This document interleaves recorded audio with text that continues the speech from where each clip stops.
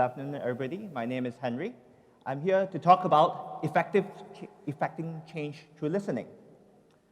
Many of us sitting here are change makers. And when we want to make change, we have a lot of passion. I'll say that a defining characteristic of a change maker is somebody who have a very strong view on what they want to see in the world, and they go in to try to make that change. A bit more about myself.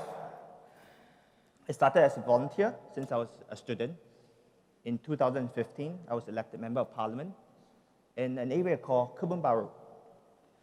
Kebun Baru is a constituency with 40,000 residents. And like many other places, we have the needy among our midst. And what I do is that together with hundreds of volunteers and professional social workers, we try to help the needy. So today, I'm here to talk to you, not in my capacity as a Member of Parliament, but in my capacity, like you, being a change maker.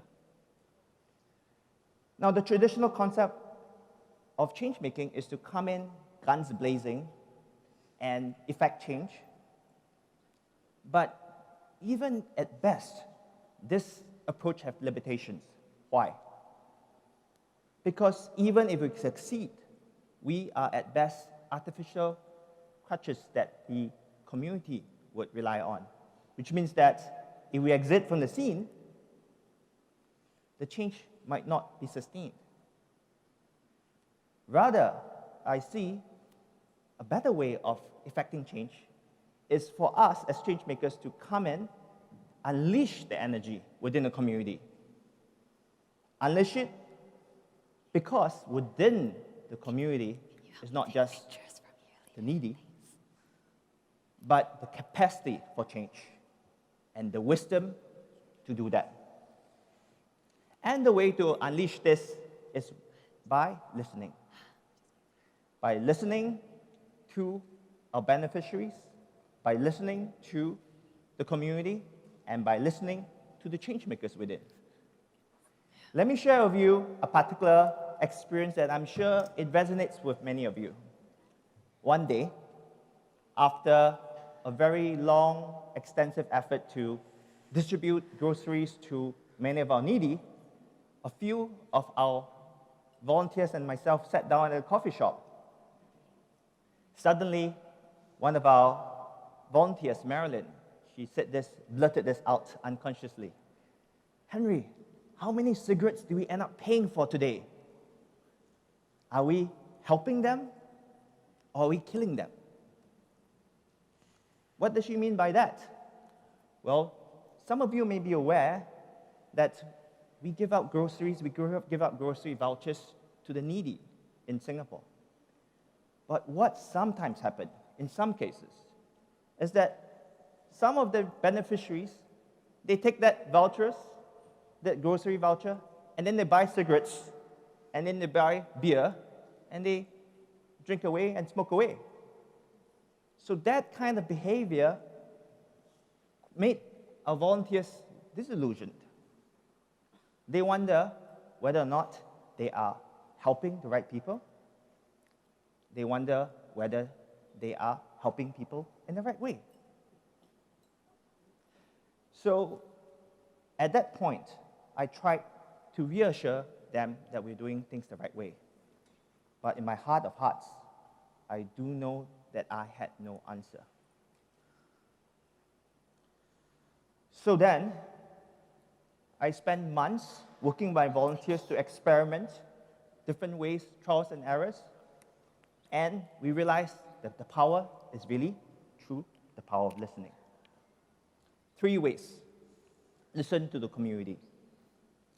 Since 2015, I've gone through every household of Kebun Baru, my constituency, at least 3 times.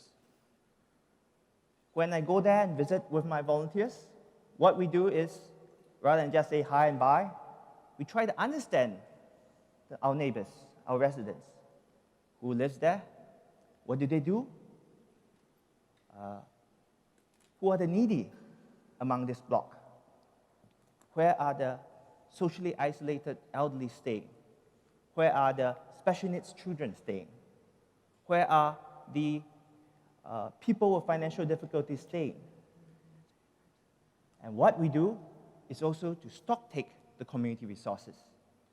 For example, where are the teachers staying? Who's the former policeman? Who's the taxi driver? Who are the nurses? Who wants to step forward and help our community? And when we understand the needs of our community, we then can come up with very specific programs.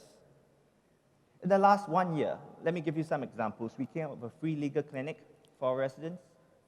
We came up with home delivery service of cooked food to the frail elderly. We came up with uplifting programs for the young poor. So, and many other more.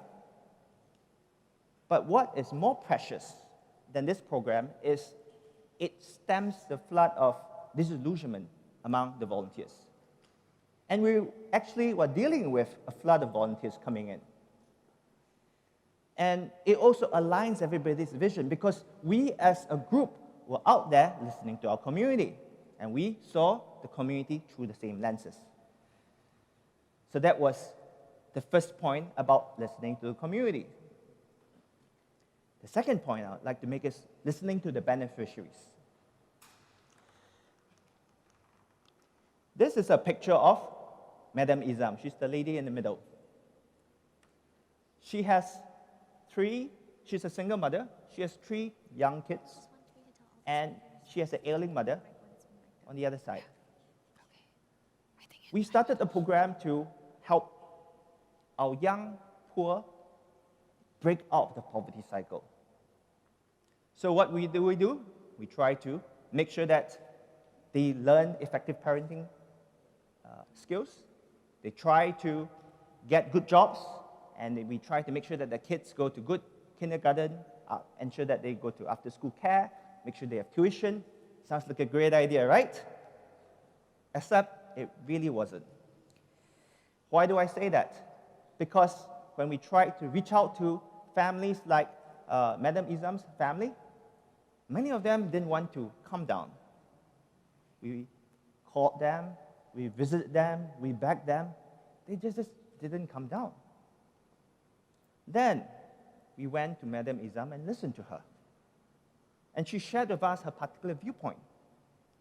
She is the sole caregiver of so many people in her family. And the reason why she's not down is because the kids do not want to come down.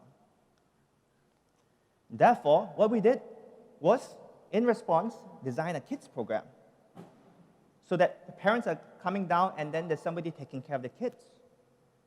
But then, the kids were not happy because they were really bored.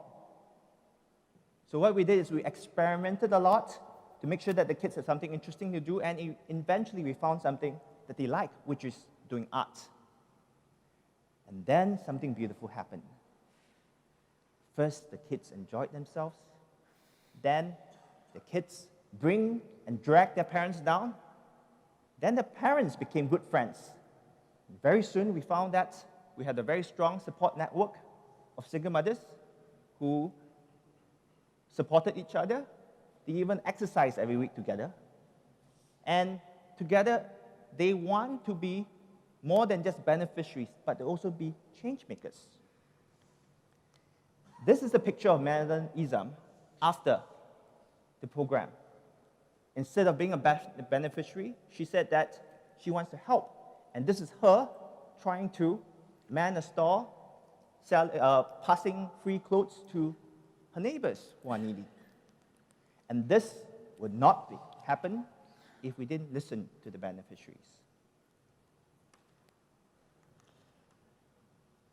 The third point I'm trying to make is that we must listen to the change maker within. As I was saying earlier, this is essential to unleash the power of the community. So within Kebun Baru, we institute a new system where every new person, volunteer coming in, we have in-depth conversation with them to understand what change do they want to see in the world and how can we work with them to achieve that change. Not just that, we also talk to our existing changemakers and tap on their ideas. To follow on the story about the program,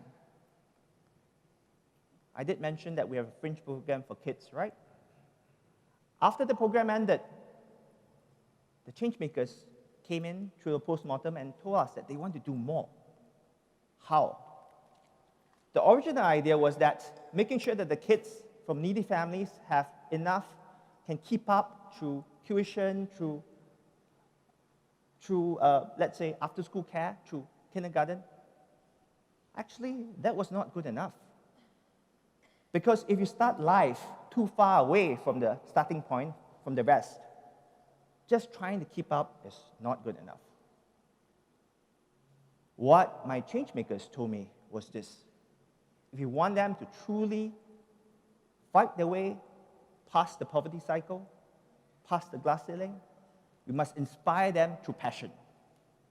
And therefore, it is important to have a talent discovery and a passion program so that we can assemble a group of people talented in different fields, organize the kids, find the talent in the kids so that that talent and that passion will propel them to fight through incredible odds in life.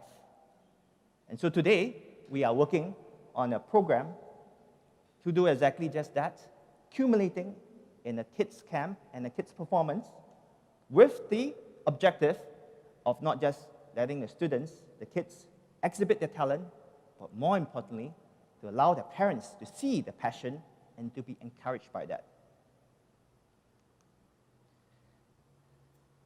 This is a mock-up website of a new effort that we're doing. It is called Hope Collective. By and large, we have, by now, 15 ground-up initiatives focusing on social work in Kebun Baru.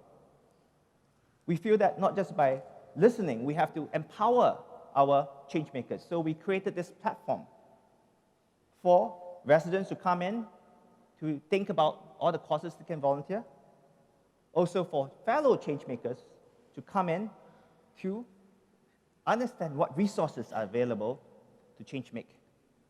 And we are also making sure that even for people who don't see a cause they're currently associated with, they have the toolkits to come in and empower them with the toolkits to change the community. So some of these ideas that come out are, for example, they want to form a group called Tech for Good, so to use technology to help the community. Some of the programs that are coming up is also an incubation service for other change-making efforts from the ground up. And we are just getting started. So I would like to conclude this story about listening by sharing with an interesting anecdote that I heard from another TED Talk. There's a TED Talk by an Italian changemaker.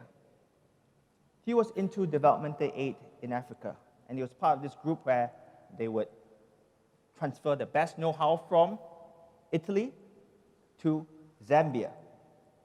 So the Italians were extremely passionate about a particular cause, growing excellent, beautiful, big tomatoes. So they brought this wonderful idea over to the Zambians, and for some reasons, the Zambians didn't bite on this idea. But never mind, the changemakers persisted, and in the end, they succeeded in growing big, fat, beautiful tomatoes.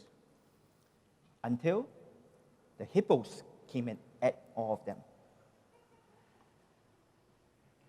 Of course, the Italians were really upset with the hippos, and they asked the Zambians, why didn't you tell us that in Zambia, hippos eat tomatoes? Then the Zambians responded, but you didn't ask. You didn't ask is the same as saying you're not listening. So all around the world, change makers are beginning to understand and tap on the power of listening. So I hope that when we go back after the talk today, whether or not we are trying to effect change in the community or in the business or in the personal space, when we want to do so, let's not charge in with our preconceived notions, but focus on listening because it matters and it will shape the way in which we want to change the world. And thank you so much for listening.